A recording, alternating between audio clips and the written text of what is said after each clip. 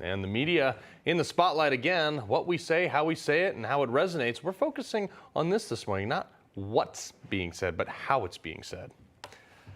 That and plenty more, folks. We talked about this yesterday, though. The threat of a much larger global conflict is a very real possibility at this point because largely in the failures of foreign policy by Joe Biden. But how did we get here? Joining me now to break this all down is Brigadier General, author of Chasing the Lion, former General Anthony J. Tata. Appreciate being here, General. Great to see you, Carl. All right, so a lot of people have talking about what happens if something happens, but I want to go back to the beginning of this. Like, Putin didn't do this under former President Trump. They did this under, they took Crimea under under Barack Obama, and then they proceeded with the rest of their war under Joe Biden. I mean, nothing was done when there was somebody in the office with the conviction to say, if you do something, you may face something, and now we're talking about Armageddon. So how did we get here? What were the specific policies that allowed this to fall apart? Yeah, hey, Carl, great question. When you look at Biden greenlighting the invasion by saying a minor incursion would be okay, you think about that, remember that from the very beginning of this. That was a specific policy that this administration put in place very quickly. And then they offered to remove Zelensky from the equation to effectively decapitate the Ukrainian leadership on behalf of Putin. Think about that. Remember, Blinken offered Zelensky a ride out, and Zelensky said, I don't need a ride. I need ammo. I need support. I need help.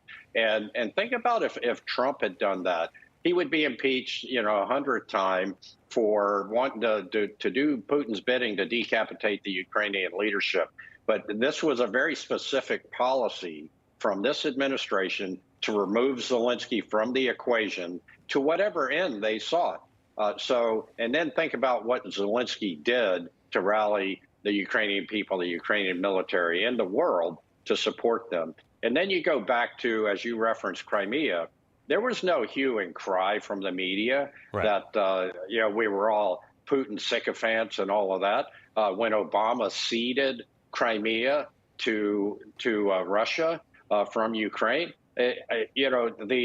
the corporate media right now, the leftist corporate media is really complicit in getting us to this position of a potential nuclear showdown with Russia because they are sycophants for this administration that lacks in diplomatic skills, and they have no ability to engage Putin and find some kind of solution. Right. General, we are running out of time here, but we do have to ask you from a global perspective, what does this say about the respect that Biden wants and the respect that other world leaders are actually going to give him?